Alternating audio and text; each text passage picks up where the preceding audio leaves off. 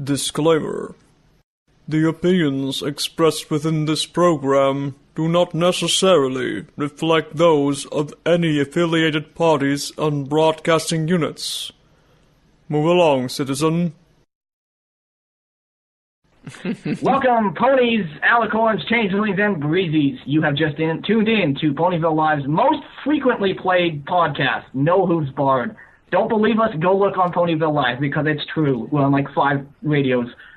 My name is Sarf, and I'll be your guide into the wonderful world of ponies and talk shows. But I'm not alone, for these are my co-hosts. A man who can only be described as comparative darkness and coolness caused by shelter from direct sunlight. Mr. Shade himself. You should prepare that. That's amazing. You're really into it, man. I had to look up on Google the definition of shade just so I could copy paste it. and then just so humble. Yes. And then there's that other guy. Hi, Eamon Isis. Yay! I'm the other guy. Wow, Shade gets this like 50-minute long intro speech of Austin, and I'm just the other guy. I feel so loved. Yeah, and already you're getting critique from your fellow co-hosts. Would you scoot up a little bit closer and project, use your voice? How's this, Shade? Am I projecting well enough now? Oddly enough, it's actually a lot better. I'm glad. I'm very glad. That'll save me like 20 seconds of editing time. I wasn't sure if that was directed at me or Eamon Isis. I said Eamon Isis. If I say Eamon Isis and say something after, I usually mean him. Yeah. Whoever's listening in the audience, help me. I'm being attacked by robots. Help! So, we are actually live right now, but we don't have any real listeners. We only Hey, that really hurts the feeling of 2 people that are currently listening right now. Yeah, but those 2 people, they're people of our staff, aren't they? The guy who brings the tea and the guy who brings the coffee and the guy who... Basically. Yeah, but they're people. They're real people, too. Yeah. And I don't appreciate you not treating them like real people. They deserve a raise, Shade. Yeah, but you're the one to give it. I'm not going to give it to them. Oh, see. You just give them that hope and then turn it away. That's so mean. 20 million times raise. 20 million times 0 is 0, right? So guys, right off the bat, I got an icebreaker here. And it's fresh from the ice, get it? Haha. It's a Japanese beer. It's an Iki beer, which means good living or something of the sort. It's a green tea yuzu fruit, that's the citrus fruit, beer. And I'm going to open it right now on air. Let's see if it actually makes a sound. Oh, this is really uncomfortable to open it like this, but here you are. Well, I just opened it, people. It's amazing. What a pity this is not a video show. And now I'm going to take a sip and tell you what it tastes like. I love this anticipation. It's so intense. You know, I can feel it. It tastes like through my entire being. It tastes like beer. It tastes shocking. No, but I mean, really, a lot like beer. And I was thinking like it would taste like a mix between tea and beer, but no, it's not. It's predominantly beer. I remember I went to an Irish pub once a few months ago, and I had a type of beer, and I believe I mentioned it on the show. But the beer was called Life of Chai, and it was chai-flavored beer. Oh, it's the one that your phone changed to Life of Chair. And Life of Chair, I don't remember that yet. Chair-flavored beer. All the bad jokes come back. A Life of Chair. Life of Cher. That was so funny. It's like an autobiography. Life of Cher. Sarf, why would you sitting in a room with a tiger on it? Why would you drink an autobiography? What's wrong with you, man? Because opinions are tasty. Oh, right. If you know who's barred, we're all about opinions. Yeah, sometimes we don't really agree with them, though. I never agree with them. Just principle alone. Sometimes you eat food that doesn't agree with you, but you know what? you go back and eat it again, because that's what life's about. You say, chicken, you food, I'm eating you anyways. No matter what it does to me. Fowls hate me, but I will still eat thee. Oh, this is a great start to a great show. It's episode 22, actually, by the way. We're at 22. Hey, that's my episodes. age in episodes. Oh, see, I was about to say that the number means absolutely nothing, but you just saved it, Ammo. Woo! So, 22. I saved it by being older than 21 by 1 year. 22, that's on internet terms, that's nearly venerable. You're like at average forum moderator age or something like that. That's pretty impressive. An amateur what now? Sorry, your robot has leaked into that. Don't tell them that you can't hear us properly. We have to maintain the illusion of a nice, comfortable podcasting atmosphere. I was actually talking about forum moderators. I can't believe that you heard anything else other than forum moderators. So, yeah. Okay. But the context is gone. Forum model-ators. So, I thought you were talking about me eating models. And, it's too lean, not enough fat. It just doesn't do it for me. Ah, well, that takes care of that issue. If you guys want an interesting piece of news, I guess, our first episode of Pregnant Stallion Radio aired almost exactly 11 months ago. It was on March 21st, so almost a year. Wow. And those were the times, weren't they? Those were the times. You were really I feel ashamed listening back to them. Well, listening to the audio quality back then, I imagine, would be quite a thing, kind of grating, because you get easily spoiled, nowadays if you like watch movies or something, a series on this flat screen HD monitor setup thingy, and then you go back to your crappy LCD screen all of a sudden, it's like, I can't even watch this. What's wrong with the graphics? And Pregnant Stallion Days is kind of like, let's simulate. I'll edit in the simulation. So now we're gonna talk, and we're gonna sound like the Pregnant Stallion Days. Whoa. So this is all thin and canny. It's like, yes, you're all talking over here. Isn't that great? So? Yes. Sounds like normal to me.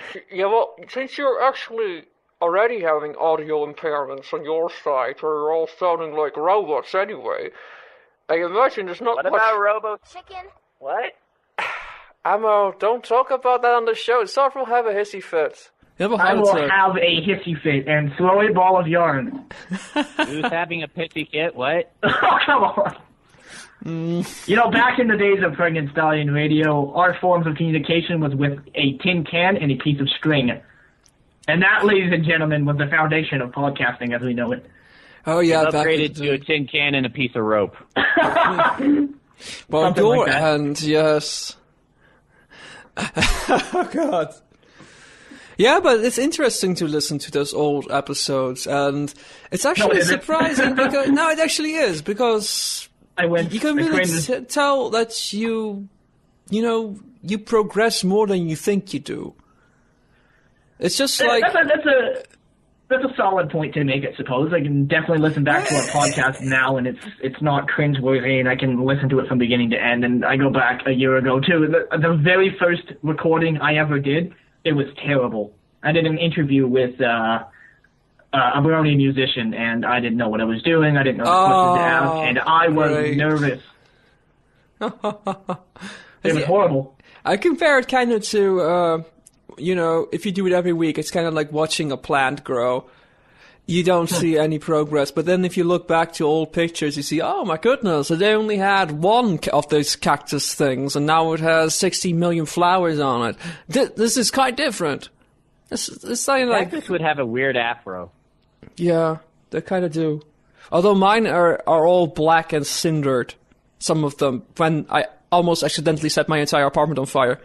I was going to say, you're supposed to water your plants, not burn them. Yeah, well, it was an inconvenient incense accident. Believe it or not, so it was an incense accident. Yeah, I was lighting.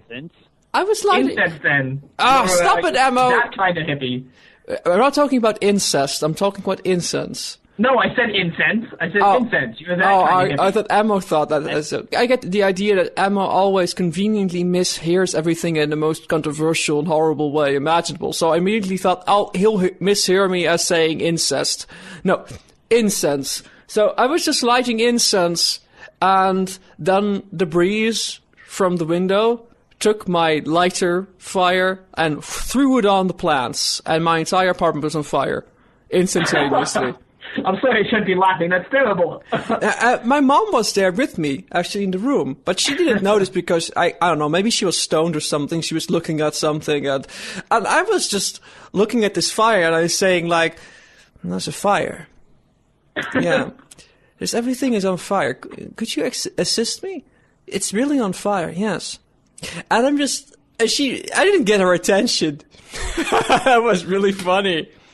So, yeah, my apartment almost was burned down to the ground. It's one of those things that it's a lot funnier in hindsight.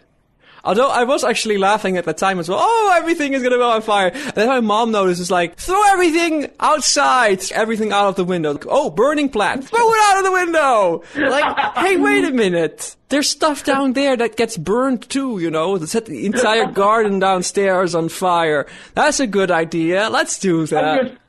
I'm imagining this person that's about 3 floors down, or someone standing on the street as they see this burning plant going flying out the window into like a nearby bush, and then the bush going up in flames. Yeah, well, my downstairs neighbor, who has a balcony, once complained to me about Q-tips that my neighbor to my right side actually threw on that balcony, but he thought it was me. So if some Q-tips on the balcony would cause an upset neighbor, imagine what a burning cactus does. I imagine just burning there, cactus. You know, enjoying family time around the table, and outside your window, a burning cactus flies by. An average day in the Netherlands, right? Happens all the time. Happens all the time. It's like, they look like they've recently been set on fire. You must have a unique brand of cacti. Yeah, very special. What do you call it? Burnt cacti. Yay! Yay! See, before the show, we thought, we don't have any content. Here it is. Save the gun. So what else has been going on this past week? How about you go first, Ammo? Well, I've been playing a lot of that Fighting is Magic Tribute Edition. That's a lot of fun. I've heard about it. Though. I've heard a lot about it. It's totally awesome. Could you explain? I'm so glad that they released it. Please elaborate, sir. Yeah, please explain what it is. All right.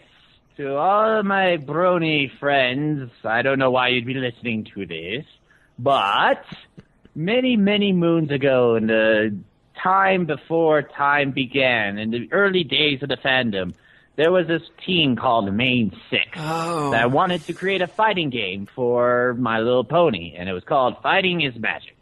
And everyone was super excited about it, and everyone wanted. Even Lauren Fox stated that she wanted that thing to happen. But it grew too big, and Hasbro had to shut it down. And everyone had sad faces for many, many days afterwards. Well, many, many, many, many days.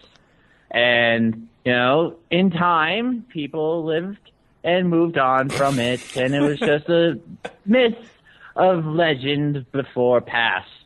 But recently, a few days ago, it was revealed that somebody picked up the project again and released it as a tribute to itself. And it was beautiful. Did they... Actually, it's awesome. It's really awesome. Did they start from the build that was leaked at some point? Mm-hmm. Yes, they leaked the build, and somebody worked on it and re-released it. You know what they could have done, these Main Six guys, would be to continue it unofficially and then release it unofficially, because then a cease and desist doesn't really get you. Hold on. Mind-boggling moment for a second here. Who says they didn't? That's what I'm suggesting right now, but I'm being sneaky about it. Whoosh. Now, see, if it actually feels the same, then that's a possibility. But I haven't seen or played it, so I don't know. Is it actually the exact same quality and style? It seems just as fresh as I remember it looking in videos. And is it finished? Yeah, it's really cool because it doesn't hold your hand. It's actually really hard. Like, it took me many battles before I got like a hang of how to do the characters. And each character actually has a different playing style. It's not all just, random button mashing. If you do that, you're going to get killed easily. Killed even. Killed, so, annihilated, obliterated. You got Rainbow Dash and Applejack. They're the two like most combative of the types where you could go in and throw chains upon chains of different type of fighting moves. Rainbow Dash is quicker, while Applejack is more strength based. Then you got Pinky, who's more random, and her moves, they do a lot of weird things. Like, she can run off screen, appear in different places, use a party cannon, and all sorts of stuff. The one that I use the most, and this is pure bias, is Fluttershy. No. She summons animals, so you just get away from your opponents and let a ferret just completely wreck their other guys. And the two that I have not been able to, figure out very well is Twilight and Rarity, which are both long-ranged heavy attackers, and they just sort of make it hard for me. It's hard. Well, it's interesting. Things that are difficult are difficult, you say. Yep. They are difficult, but it's a good difficult. Like Dark Souls difficult, where you actually, when you learn things, it's like rewarding and stuff. I'm actually interesting. I'm actually interested. I'm sorry that I'm completely sidestepping this useless humor. I forgive you. For returning to the particular point, the politics of having fan projects, I think it's quite interesting because if you're doing this right, you can actually walk the line between being out there, so you're actually promoted, and being, undefeatable. And the problem with, I believe, started when they had a charity thing. So there was some money involved, and Hasbro was like, "What? There's money involved? That's horrible." So because it's not just that they are greedy money people, because obviously they might be. Let's just put it mildly, that's a possibility for a company. But it's actually a matter of protecting copyright. So they kind of were forced into that, but... Yeah, if it's brought to their attention, they have to deal with it, otherwise they lose their property, and it sucks. Yeah, they can actually lose the copyright if you don't defend the copyright. It's American copyright law, because if it would be in the UK, that would be just fine. They don't have to brag about it and put all these copyright trademark things on everything that they do in America. It's just very silly, but yeah, that's how it is right now, but it might change, actually.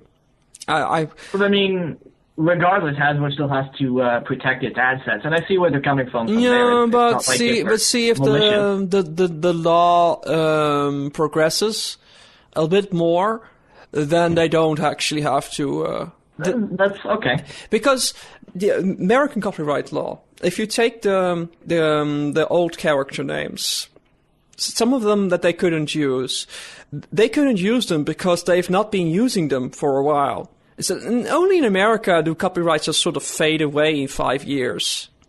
So, that is odd. It's just how it works. And then, they have their investors. And if their investors are going like, well, I'm not going to invest in a product that you're not actually protecting. That's a lot of the politics that goes on with Hasbro. A lot of the things that get torn down are because of this. Same thing with the YouTube. So, for example, all those companies that they're enlisting to release DVDs, they are not really going to go like, oh, you also have all the stuff on YouTube. So, they kind of have to pull down a couple of those. As YouTube not ask, because the copyright law is also silly in its shoot first, ask questions later, because anybody can go to report anything, and they have to take it down before verifying the claim. So if you have a video up from Nosebard and I write in to YouTube saying, hey, this is copyrighted property, take it down, I'm Universal Studios, just take it down. They have to take it down. Okay. That's kind of the problem. a lot of these copyright rules are archaic and stupid. But I agree. That's America. So if this all progresses, they don't have to dance around like that. So if this is the same people or some of the same people, probably the truth lies somewhere in the middle, then they're being clever. And now people in the chat here, in our private super studio chat, are discussing the qualities of people's voices. Wow. Quality entertainment on No Who's Barred. Yeah, yes, we even have meta entertainment for us. Things to entertain us while we entertain you. So, save me from the robots. Hey, if you guys want to actually deliver some feedback to what we're actually doing, you can do that. Nobody listening. We've effectively killed our live Yeah, stream. but people might listen to the show after it's been recorded, remember? Okay. And the address for that is knowwhosbarred@gmail.com. Isn't that cool? Even if you just want to say hi. We need some attention. Nobody ever writes to me. Did nobody write in? But wait a second. That was one thing. You also watched the Lego movie, didn't you, Emma? Yes, Was I it, was did. it good? Yes, No I spoilers, but was it good? Did you like it? I will say that it's He likes probably one of the best movies I've ever seen in my life. Really? And God, yes. It's one of your top 1 million? Dude, it's probably in my top 5. That's the same thing, man. No, just 5. Until you watch a new one. 10 movies. You can't have 10 movies. Yeah, Right on the number one. Here's my prediction. Next movie you watch is in your top 5 as well, and the one after that as well. Oh, no. Here's the thing. I'm being legit serious. I mean, I know that I have a tendency to be a Pollyanna about this kind of stuff. But for starters, it is just excellent in all aspects. Visually, the characters are great, and, the humor is hilarious, and everything's just so full and detailed, and the, stop motion animation, even though it's computer generated, looks like they really did move all the Legos individually and whatnot. And like partway through the movie, I'm not going to give away any spoilers, but partway through the movie, it gets to this point where everything that happened before it all of a sudden becomes extremely meaningful and super rich and deep, and it's just an experience that gets better and better and better throughout the entire movie, and I suggest it to anyone who's living and breathing. I'm pretty sure that constitutes as a spoiler, but okay. No, it doesn't. Wow. I will likely see it at some point. No, it doesn't. It's okay. Nah, okay, sure, fine. So what you're saying, Emma, is that it's a story building experience. Mm-hmm. Oh, I see what you did there. Yeah, not lame at all. What about your week, Sarf? Did you do anything exciting? It was a Sarf week. I did come across an article on Tumblr about halfway through the week that a particular blog, I'm not going to name any names, wrote about 5 months ago that I happened to come across, and it's about 7 or 8 paragraphs long, and it's this really long and in-depth response to an ask that the blog got in terms of coming out of the closet and being gay. But basically, rather than read over the whole 7 or 8 paragraph article, I just kind of want to summarize in this one paragraph. Staying in the closet takes a lot of intelligence, social finesse, and most of all, endurance. It takes a lot of work to maintain a convincing lie. The effort of constantly creating plausible fictions and the persistent fear of being found out is a heavy burden to bear. And when you're closeted, it is a burden that you will have to carry alone. It drains you. It makes you sick. Studies have found that people with concealable stigmas, i.e. closeted gays, have poor physical and psychological health that people with non-concealable stigmas, example, open gays. Are you okay? Yeah. And I mean, that's just that's a summary over this 8-paragraph response to the question that was basically, why is it important to come out of the closet? As you know, being such a long and lengthy article, I did share it on the Know Who's Bored Tumblr and Twitter.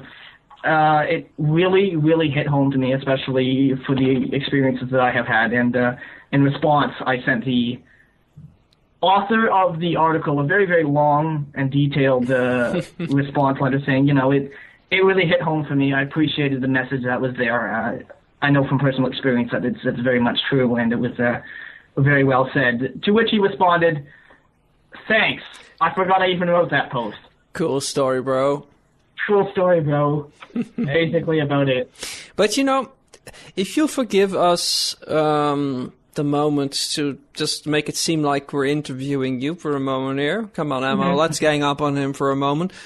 Can you All right. tell us, because, personal experiences, they speak louder than well-written articles even, I think. Yeah. Can you tell us what it does when you come out of the closet, and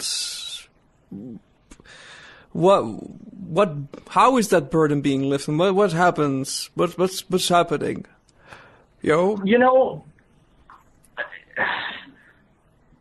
Back when I was not out of the closet, I was a pretty confused person for a long time. I didn't really know where I was going, what I was doing.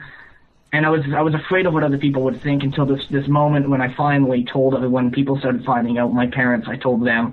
My friends kind of collectively started finding out one by one through one means or another. And when you're finally out of the closet, when you're finally accepting that part of it and letting yourself just, be someone that you want to be, not someone that's is kind of a victim of peer pressure and being, the image of someone else. Because a lot of times, I know in my situation, coming from this very, very conservative, small little western town of cowboys and people walking down the streets wearing cowboy hats and, other such things. I know the feel, bro. It's definitely, choosing to be gay is definitely rebelling against an image that people kind of project on you, whether they want to or not. And when you choose to become that person that's kind of against all of this, it comes as a surprise to a lot of people, and a lot of people it's difficult for them to take it first.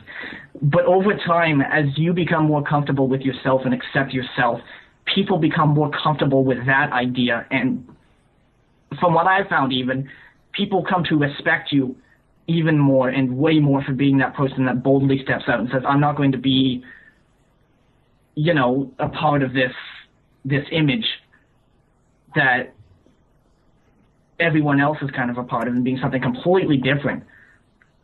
And I know the way I'm phrasing that is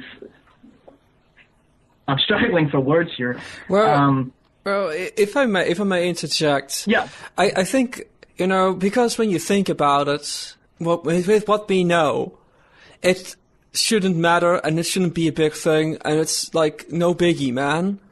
But the problem is, and this is the thing that even in today's society, in places where it's okay to be gay, so outside of Uganda and Russia and other third world countries like Texas, when you meet somebody, you assume they are gay. That's the starting. Assume they are straight. I mean, that's the starting position. That straight is normal, and anything that defies that is, whoa, this is a big thing. You're not normal. It's easy to say from kind of a backseat perspective that you're okay with homosexuality and gays getting married and stuff like that, when no one around you and no one that you really honestly know is gay, when you don't have to actually deal with that as a moral dilemma standing in front of you. Not to say that it's necessarily a moral dilemma for most people, but it can be, and it's different when you have to adapt to something, because in the type of town that I had lived in, men are men and women are women, basically. When men act like men, everybody, you're practically through high school trained to be someone that goes and works out in the oil rigs, because that's a big thing for here out in Alberta. You're basically trained and shaped to be someone that's going to go out and do menial grunt labor for like $20 an hour. Big men, hunt for girl, woman.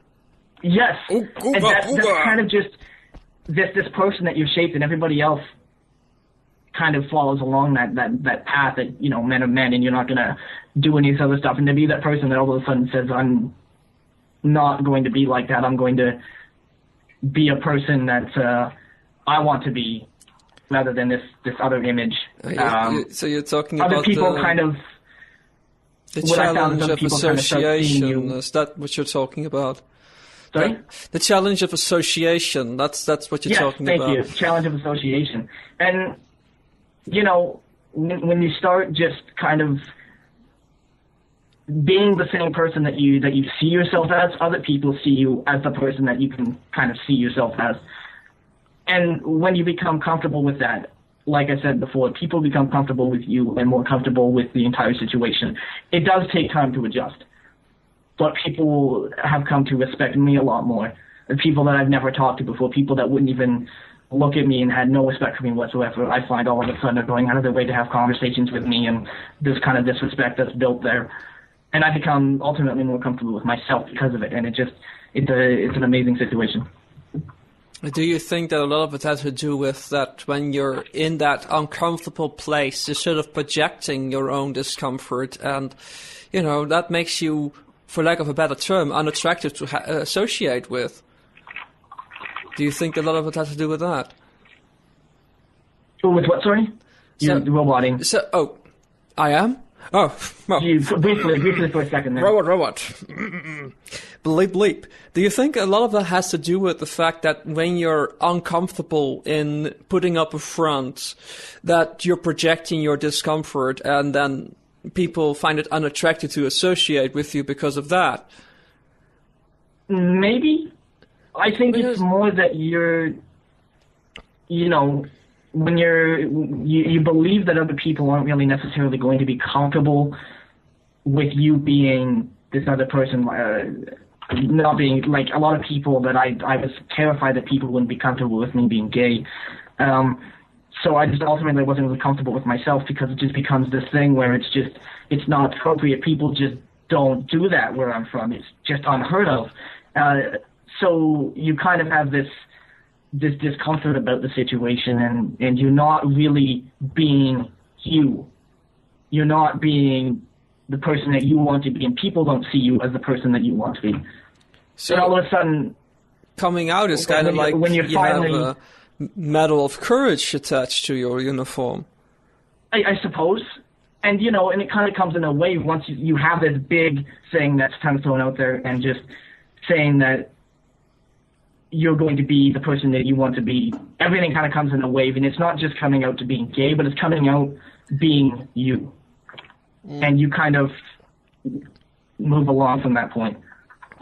And that's hopefully where we're going, because right now we're at the phase where the demonization of those old dinosaurs, of homosexuals, is really hard in civilized places, because people are in the open. And, it's not just that vague, abstract gay person that they imagine. There are actual people. And when you associate with these people, that entire demon process just goes away. You have the human element there, and that's staring them right in the face. So it's really hard to uphold that whole, ooh, the gays are coming, they're going to take away our straight lifestyle, oh no. It's really hard to keep that front going. So we're kind of going to the place where, like young generations that are growing up right now, they literally don't give a chicken. And that's where we're going. It's that's just what I found, even my parents. It just doesn't matter. And we know this, but society is kind of like getting used to it now, but it's still kind of a thing. I think people have kind of realized that it's silly not to accept it, and even if you're not comfortable with it at first, you don't want to be that person that says, no, that's ungodly, that's terrible, you shouldn't, and perverted, you shouldn't do that, because people have started realizing that, wait a second, what difference does it make who you love? It doesn't make a difference who you are, because it's And if you're the first, love. Yeah. if you're the first gay that they know, let's say that you're coming out to your parents, and you're the first gay person, and they accept that you're gay, in the sense that they believe you and not gonna say like, oh, it's a phase. When they're in that position and you're the first gay, that might take some time, but when you're still you, 2 years down the line, it's gonna be hard to ignore, and that makes it real, and it makes it just another thing, and that whole gravity just goes away. It's a gravity just made by Jesus people, to put it bluntly. It's not really there. Before the Crusades needed conscription, there was no thing. I think a quote that really got to me, and I can't tell who said it. Maybe it might have even been someone on here, but what you are does not necessarily make who you are. Wise people say that all the time. Fair enough. And it's just like when you have this minor condition, like it's as silly as you have a stubbed toe, and if you decide that one incident of you stubbing your toe defines your entire existence, you can do that. But unless society is equipped with that toe-stubbing trauma, it's not going to be taken seriously. And right now, this one silly thing is it's a major thing in society. Not as much as it was like 30 years ago, many places, mind you, but it's still a thing. But it's just like one person likes to go to the harbor, other person likes to go to the beach. One person likes risotto, other likes pasta. Mm-hmm. It's so trivial when you think about it. As Amos says, you love who you love. And, if you're going to define your hatred based on what somebody else loves, there's really, there's nothing wrong with them. Something wrong with the way you like their view love life. is causing you to, burn away slowly in an acidic hell death. Yeah, your relationship is literally burning people. That would be a bad relationship. No, it would actually be kind of cool. If, It would be cool. I would not disagree with that. I'm going to say, I would just, if I was gay and, doing that has such an effect, I would just come out of the closet right now and send 30 of these indoctrinating priests straight to hell. That would be great. I would do it in an instant. The less amount of haters you have, better it is. But as it is, I don't even have to do anything. They'll die within 10 years, and then life will be better, as horrible as it might sound. And people gravitate towards love more in the long run anyways. So haters, they freak out, and people freak out, but once everything calms down, then they realize, oh, those guys over there, they ain't really doing anything bad, and those guys over there, they ain't really doing anything bad. And the people that still hold on to the idea that they're, killing us all, well, they'll just be called senile and everything's okay. Well, that's a wonderful thing, isn't it? Because they talk about gay lifestyle and all these other people who associate with them, and they sort of talk it up like there's some sort of weird addiction or something. That's what the de-gayification camp sort of approach it like in a pseudo-Freudian manner. Right. But when you think about it, that particular perception is based more on a psychological addiction. It's maintaining this sort of hatred for the sake of maintaining it, but not allowing any data input on the matter to actually analyze it and get a better perspective on the matter. So they cling to that particular idea because they don't want to have to reevaluate their existence. And, if you dedicate 20 years of your life to criminalizing something, you're pretty invested at that point, and you don't want to, let in information that allows you to shed doubts on that particular thing. So it actually is kind of an addiction. It's amusing because the evidence of this is actually pretty compelling in that you have ex-gay haters, but you don't have ex-gay friendlies or something like that. You don't have people, well, I used to tolerate them, but then I became a bigoted ass. You know? I'm talking about a donkey here. It doesn't work like that. And all those de-gayified people, they become ex-gays within 6 months after they finally accept who they are, you know? The evidence speaks for itself. And, history will be the judge. So, I commend you, but I get what you're saying as well, Sarf, that, if you're dedicating so much energy to maintaining the charade, that's a lot of energy of your life spent on negative... And it's energy wasted. I don't try to even hide myself anymore, and, I just kind of... I let myself be who I am, wear myself on my sleeve, I guess you could say. But it's messed up that you had to in the first place. Isn't that messed up? I mean, I never felt I had to hide anything about me like that, in that sense. Well, maybe a little bit, some things, but nothing quite like that. So... There is nothing more empowering than being authentic to yourself, for both yourself and the people around you. Well said about that. Yeah, that's a good final thought. And I love your gay butt in a non-homosexual way, sir. Oh, let us platonically hug each other's butts right now, on air. On air. Ooh, this is not gay at all. Oh my God, Sarf, your butt is just awesome. Oh, Emma, your tight pecs and your abs just perfectly formed. This is vastly inappropriate and completely on the center limit. Well, okay, now we let me just stroke your rooster right now. It's always the nicest that just takes it, one step too far. We keep it on the edge, and he's look at him. Oh my God, Emma, I'm laying an egg right now. Oh. I'm gonna lay an egg and spit it out like I'm Birdo.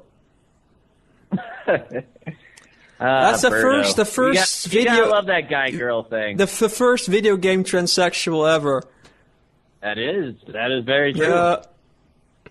Yeah. It's just one of those interesting factoids. Just like, what was the first couple that was shown sleeping in the same bed on American television? It's the Flintstones. Really? Yeah. The Flintstones. The Flintstones. So, wow. Just when you think that whole trope-filled crappy cartoon from Hanna-Barbera were absolutely meaningless, you get that. But hold on, you can't call them an American couple. They're cavemen. But they're American cavemen in every facet. That's the whole point of the show. Is that they're a Pangea couple. That's kind of the point of the show, is that, hey, we have a sitcom that's just like any other sitcom, but we're gonna pretend that it's actually different, but it's not. That's kind of the thing.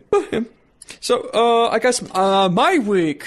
Wow, my week is absolutely uninteresting. Let's skip me. Besides, I've been talking about the copyright politics for 20 minutes of this episode, so I'm done babbling. Now let's discuss the episode of My Little Pony, right? Let's do that. Okay. Okay. So Emma, I'm gonna let you go first and say how awesome it is, and all right. Yeah. Well, I really enjoyed it. As far as episodes go, I don't think it was the strongest this season. It was fun though, and it's very cute, and the Breezies designs were kind of cute, and I thought it was interesting that they all had Swedish accents. And I wasn't the only one that saw that either. Now I'm going to have to interrupt and explain a couple of things about this. He's going to have to chastise us uncultured folks. What? No.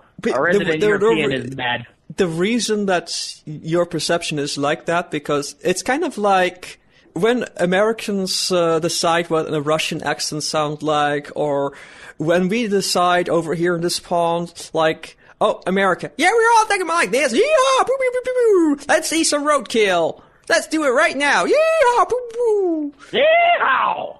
That's kind of what that is. It's a sort of fake Scandinavian thing, and it's funny because when I listened to that, I thought, like, oh, they're trying to sound like they're Swedes, but then I heard someone say, oh yeah, they're talking Swedish, and I actually believed them. And I thought, wow, I didn't hear them speak Swedish because I know what Swedish sounds like. I can actually speak a little bit of Swedish. So I thought, oh, it might have been just the voice modulation that they were so squeaky and high up, That just threw me for a loop. So, but this person was just wrong and assumed because they thought like, oh, it sounds like Swedish, must be Swedish, it is Swedish. And then like a Norwegian goes like, yeah, it's Swedish, and a Swede goes, hey, it's Norwegian. It's some made up Scandinavian sounding tongue, and it's supposed to be Scandinavian sounding. Okay. So yeah, it's kind of if you're not familiar with the languages, it's pretty convincing as something Scandinavian sounding, and I kind of get that sort of thing, and I think it's funny. But you know, this is your PSA for this episode.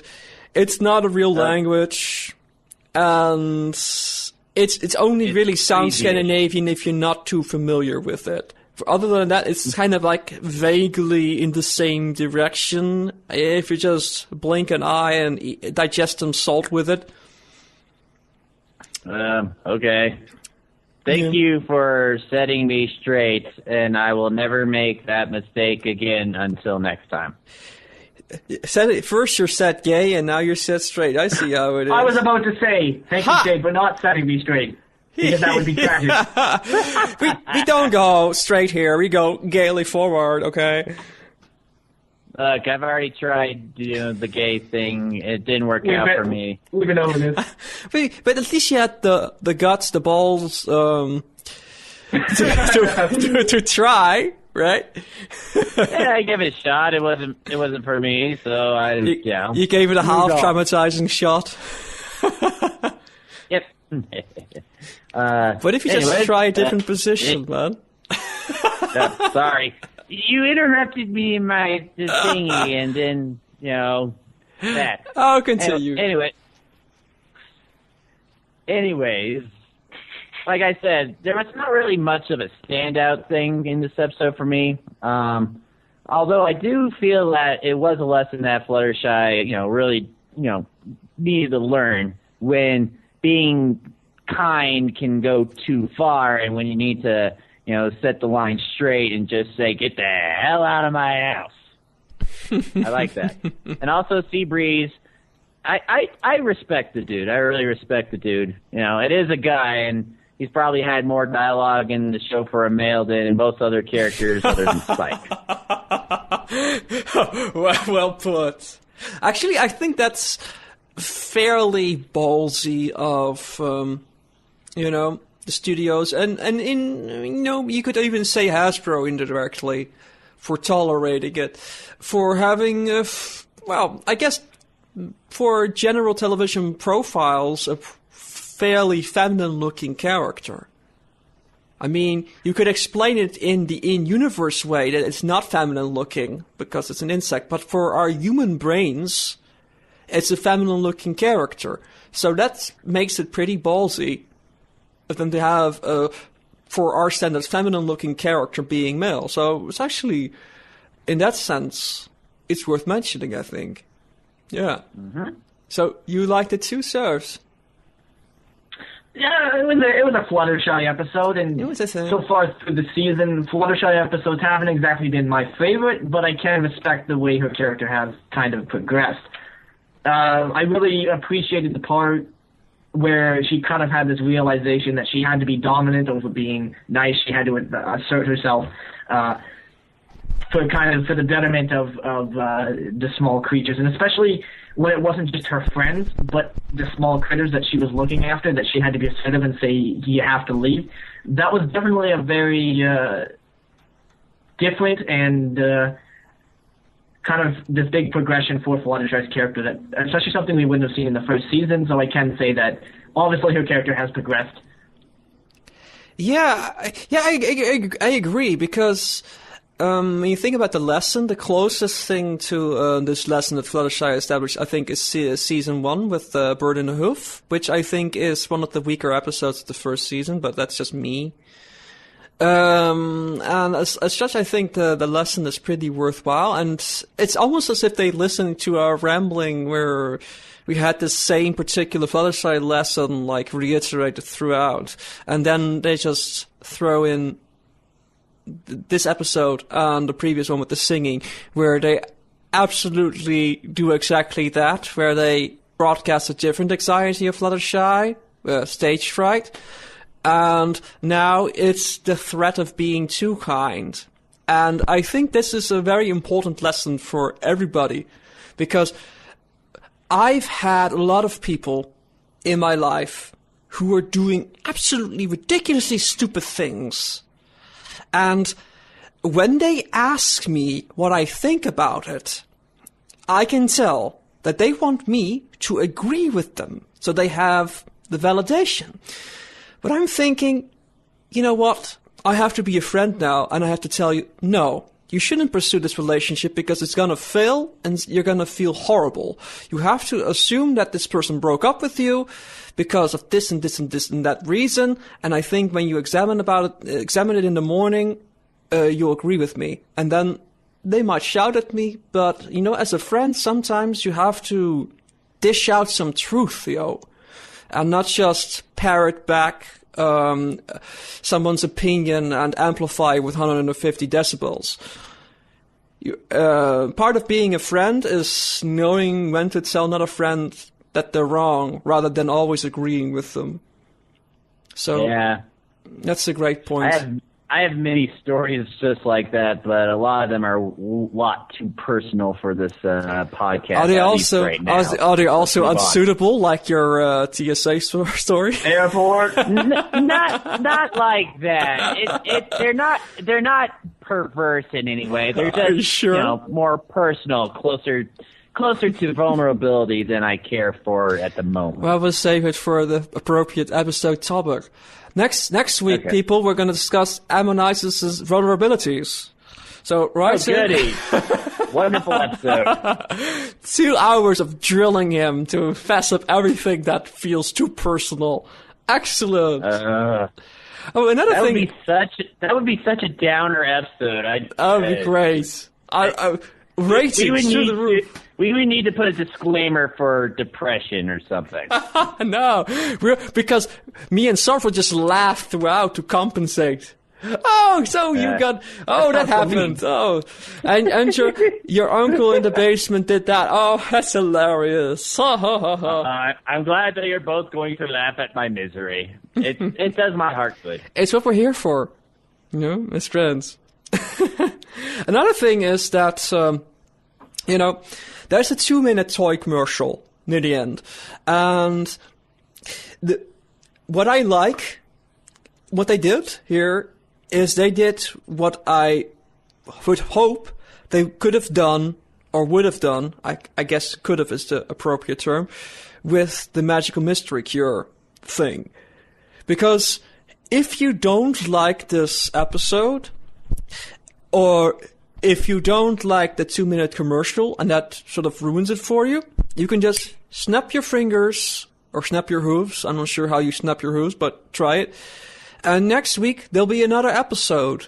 And they will not talk about the Flugerbagel Knäckebrot Breezies again. So it will be okay, So if this breaks it, you won't be reminded of the breakage all the time, like with the Magic Mystery Cure. So this is kind of how you do it, how you incorporate this, this Hasbro curveball. Hello, please put in some, making some pony breezies, and it's sort of inserted in this really hasty manner. But the pacing of the episode as it is kind of silly, so you kind of forgive it. And I think it's pretty well done. I get a lot of nostalgia from this. A lot of insect-based shows that I watched as a kid. And I believe there were some My Little Pony First Generation references in there as well with the spell. But I may be, too drunk to think about that at the moment. These beers are really hitting me. And for the rest of the episode, I present to you Shade, drunk off his chicken. Yeah. Breezy! Woo, Breezy! No Who's Barred in no way condones the use of alcohol or alcohol consumption in any way. No Who's Barred actually does condone the use of alcohol. Be sure to drink all the time. At least not without censoring me. What did you say, Amo? I couldn't hear you. I said without... I can't hear you, Emma. I can't hear you at all. Oh, I get what you're doing. But I thought it was a pretty cool episode. It was something else. And I kind of like how they're going with this whole, hey, these little critters coming by, selling toys, and let's just roll with this for a moment. It's one of those things that you, if it weren't for spoilers, you don't really expect. You know, it's just like season 1. Back to season 1, almost. Like, hey, let's have this episode about Rarity making some dresses. I know, this wasn't what you were expecting, tuning into this show. You thought that there would be some pie baking, and some more of this Grand Gallop and Gala stuff, or something. But no, it's dressmaking. But bear with us, because it's gonna be worthwhile. This is kind of like that. And it's a Fluttersode. So, yeah, it was pretty cool. I'm down with it, yo. Yo, diggity dog, word up. Send word to my homeboys in words. So was there nothing controversial besides the language thing? I said controversial. Relatively controversial in the Brody fandom. And the commercial thing, I guess, is the only controversial issues. I'm thinking about stuff that we can discuss for the coming half an hour, you know? I'm thinking ahead here. No, this was just an episode. I'm gonna go with no. Yeah, it was just an episode. Sometimes, you know, we're just gonna go, nice episode, bro, and we're gonna move on. Mm-hmm. So sounds good to me. So Ammo, take a look at my my breezy thing while I prepare to read the open letter. Uh-oh. So okay, let me give it a shot. To take a look at the breezy. I drew sea breeze. That's not breezy. Hold on. Can you read I what clicked he's the saying? wrong thingy. There we go. Read what he's saying. Fluggerbagel. Flugger bagel? No. You have to pronounce it properly. U with an umlaut is oo. Flugger, and the O with this diagonal line through it, that's an so it's Flugger. Now you go Fluggerbagel. Fluggerbagel. Flugger bagel. Bagel. Flugger bagel. Fluggerbagel. Flugger bagel with chives and cream cheese. Yeah. I'm having some. No, actually, I decided to. Sounds delicious. Go with the bagel thing, but combine it with Indian cuisine, and I made some Nigella seed paneer omelet with avocado. So, because avocado and cream cheese with pepper is awesome. But what if I do... Oh, that does sound awesome. Instead of that mainstay, what if instead of cream cheese, we do Indian grilled cheese? Oh, that sounds good, man. It's actually it's an interesting combination, and I don't know if there's some secret kitchen somewhere where they do this. I don't think so. If not, I might have to claim this, because it's an amazing fusion cooking experiment, I swear. You gotta try this. You make a paneer omelette, and you spice it up, put some chili in there, some salt, and a lot of black pepper, some cumin, and some Nigella seeds. And then you add the avocado at the end. It's like you have the grilled cheese and you have guacamole on it. It's amazing. Oh, it's actually really good. Good. So, I want to collect all the breezies. Spend my money and get the Flutter Breezy and the Twilight Breezy and the Rem Dash Breezy and the Jack Breezy and how much money points do they cost? And then Spike Breezy. And then 6 more Fluttershy Breezies. Yeah, 6 more Fluttershy Breezies, then I'll buy a Rainbow Dash Griffin. You need like 10 of them. You need to cuddle one with each digit or something. Well, you need 20. Exactly. They would fit on each digit too. Maybe they'll make finger puppets. That'd be awesome. It would be pretty awesome, actually. Oh well. So I think we're like done with this episode. Well over our hour limit. Yeah, we're kind of done. You know, Want to round up some contact info? I'm going to start with the ones that we didn't mention a couple of times, like Twitter. Hold on, before we do that, if anybody is ever looking to do a commission, you want to see some art done, like, I don't know, maybe even Breezies. I don't know if our lovely artist can do Breezies yet, but maybe you want to commission him doing the Cutie Mark Crusaders cuddling in pajamas, because that's amazing. Nice. And Shay did that, and it's adorable. You can go over to Flare Nights, that's FLAIRNIGHTZ.deviantart.com, and he does commissions as low as $5. If you tell him that Know Who's Bard sent you, 25% of every commission cost goes towards helping Know Who's Bard and paying for administration fees and stuff like that, all that silly stuff. And you can be entered in a raffle to win one extra stick figure pony. Drawn by me. Yay! Drawn by Shay! Woo! Wow. It's not exactly the Cutie Mark Crusaders cuddling in pajamas. Yeah, but man, it is a stick figure. It means that this fantastic podcaster celebrity is totally your best buddy, man, and you can show it off. Yeah, my best buddy. Yeah, he's a podcaster, man. He does this Know Who's Bard thing with these other guys. It's amazing, isn't it? Wow, what a bargain! And he does some awesome perler bead stuff, actually. I saw that too. So, multifaceted. Semi-three-dimensional artwork. Isn't that what you're in the market for as well, Sarf? You're kind of three-dimensional. I think. Not that I'm aware of, get off the top of my head. I was going with a segue. I was in the works of buying buttons from him at one point and, stuff along those lines. Maybe for the Brony can.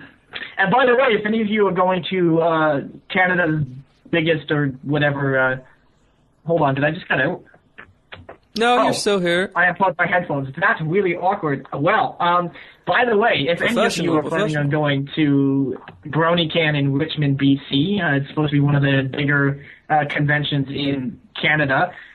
August, I think, 22nd to 24th. I am actually going to be there on behalf of Ponyville Live as a cameraman, but I will also be representing Know Who's Bard. So that means you'll be carrying business cards for Know Who's Bards? Business cards and a t-shirt, and it's going to be awesome. And if you're new to Canada, Timmy's is on me. Are you going to do some reporting for us so we have some sort of content after the con on the show? We'll see. We'll see what happens. Huh. Kind of as time goes along. Maybe some bonus stuff, because this whole obsession with fame is, that's kind of my stickler point. I know it's getting tedious, but I'm gonna go there again. With this young fandom, there's a lot of emphasis on famous people, like random celebrities that mention ponies being worthwhile news. And what I'm interested in is random people who attend the convention, what they think, and if you can somehow find it to have questions to ask them or just let them ramble for like 5 minutes or something, would be cool to have a couple of reports there, I think that would be cool anyway. I know where you're coming from. I'll see if I can whip something up. And, if you're one of such people that is going to be showing up to the convention, shoot us an email at knowwhosbard@gmail.com, and we can definitely see about doing an article or a little kind of mini interview or something like that. I think that'd be fun. We're also on Twitter at knowwhosbard and Tumblr, knowwhosbard.tumblr.com. knowwhosbard.tumblr.com. Yeah, it's amazing. I'm also on Twitter myself, just me. I'm at Slightly Shade. Ammo just has some account he hasn't used in 10 years. And, and Sarf, he's secretly actually the Know Who's Bard account, but don't tell I'm actually just Know Who's Bard. It's him, in disguise. But he's the show as well, see? Mm-hmm. Are we also on interesting sites like MySpace and... No. Nobody's interested in MySpace. We do have a Reddit, but I haven't really been keeping up with that because I don't particularly use Reddit. Yeah. But hey, at the beginning of the podcast, I did mention that we were Ponyville Live's most frequently played podcast, and that's not a lie. We are on Alicorn Radio, alicornradio.com, Tuesdays at 8 p.m. MST. We're on the Hive Radio, hiveradio.net, Wednesdays at 3 p.m. AEDT. Celestia Radio, celestiaradio.com. Not actually a Ponyville Live radio, but it's a big radio nonetheless. Wednesdays at 7 p.m. EST. And Luna Radio, lunaloves.us, Thursdays at 6 p.m. CST. So I kind of zoned out for 2 minutes because of all the URLs, but let me get this right. One more coming. Don't worry. Well, keep them coming. We need to be booked every hour of every day. We will be the most played podcast, period. But wait a minute, Sarf. Did you just mention that we're like a big thing? How did that happen? What's going on? I said we're the most frequently played because we're played on 5 different radios. We're played 5 days a week. So we are most frequently played. Oh, so what you're saying is that we're sort of like cheating, basically. We're being played frequently. We're not it's really. It's not a lie. It's a fact. We're not really a big deal. It's just we're spamming the internet so much that we're just. I play all one. They don't know. No, Sarf, this is actually a good thing because now we maintain the appearance of being humble after bragging about how awesome we are. So we get it both ways, you know? You're getting it both ways. Those guys that show up. It's kind of like that gay experience that we were talking about earlier. I'm not sure why I needed to say that, but... I'm not really sure why you did either, and I would like to remind you that we are trying to adhere to a G rating. Yeah, well, I can probably save it. G per day. Just with that ass donkey thing. Oh, yeah. Unfortunately not. I wish. Oh, my God. We're like a gay rating, man. And I do mean, man. No who's barred in no way condones heterosexual relationships or romance. You're like totally like a passion flower. I can smell you from over here. And I do mean passion. Flower. That silence is the best silence. That's the best silence. I'm keeping that in. Oh, well. It was a nice beer, but didn't live up to the hype, I think. So, well, you're clearly very, very tipsy. So apparently it did exactly what it needed to do. Yeah, so thanks everybody for listening to us ramble. Next week, however, we're going to tackle a very serious topic. So we're going to revisit one of our olden time topics. In this case... It's one that we haven't really talked about in a long time, but it's been kind of a consistent theme ever since we've even started doing shows. Originally it was me and Name Isis. We did an old advice column, so it was kind of something that we stuck to for a long time.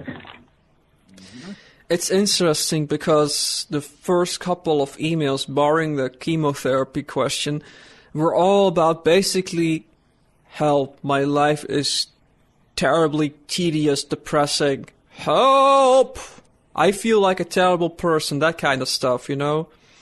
This is one of those things that comes with being a human being, I think. If you're alive for the first time, and you just...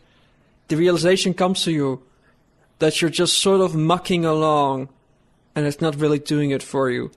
Depression. Write in about everything terrible, and we're gonna try to make it great. By making light of your situation on air. Actually, no, we're going to discuss it seriously, but with hopefully some optimism as well. So, write in. I'm always optimistic. Yeah, that's why there's ammo. He's optimistic Amonisis. Yeah. Mm-hmm. That's sort of your role. You know, we joke about it sometimes that your role is to uselessly interrupt us while the grown men are talking. But really, I'm always glad to uselessly interrupt you, like I'm doing right now. But really, you're the voice of how do I say blind optimism without sounding like optimism? an insult? Oh, right, you leave out blind and just say optimism. Optimism, just optimism. That'll all work. We love you, Amonisis. No, that's great. I mean, love you guys too. Now I'm Don't worry. really serious. When we're discussing an episode, it happens sometimes that me and Sarf are just really critical about it, and it's actually a great boon when somebody else just says, "Hey, I watched that and I thought it was awesome." Everything you have to remind yourself sometimes that life, ponies, is actually pretty awesome if you are not living in the gutter. How to get out of the gutter? Write into us. We'll give you serious advice. We're actually not that bad at it, believe it or not. We just haven't had a chance to flex our podcast muscles on the matter. So, if there is something laying dormant this entire time. Yeah, if there's something bothering you, we'll unslumber ourselves just for you, and we'll, at the very least, and it's the number one reason people with problems actually write into podcasts, you'll get to, the number one reason You'll have is... to repeat that last bit. Yeah. Jade, you cut out. You have to repeat that last bit. I did? So wait, I wasn't the only one that heard him cut out? No. Oh my God. For once. Well, actually, on the recording, it's okay, but just for you guys, it's Okay. the number one reason people actually write into podcasts is not to get advice, it's to, it's like they're writing into a diary, but they know that people actually listen to it. So they get to vent. And then they already know what they need to do, but they hear some other people tell them what to do. And that's the verification that they need. But, maybe we have some interesting insights. Maybe Emma will say that actually your life is awesome, and wouldn't that be something? Yeah, maybe his advice would be, go watch the Lego movie. Everybody watch the Lego movie. Oh. That movie will make anyone undepressed for at least several hours after you watch it. I guarantee it. Yeah, well... Okay, I can't really guarantee, but I guarantee unofficial guarantee. Oh, it's just like our gimmick we did a couple of episodes ago. We promise. Yeah, we promise to have great quality content next week, and we'll have John Delancey on. It's a promise. So, but I am serious. That movie is awesome. You have to go watch it. That's what a lot of people say. A lot of people are really positive about it, but I'm still like, see, I believe that it's a really good movie, actually. Weird as it may sound. I mean, if I had said that like 6 months ago, I wouldn't have believed it. But now I seriously believe it's a really good movie, but I also believe that it's not really a movie for me, which is okay. It's a thing. It's an experience. So, Sarf, what is your final thought?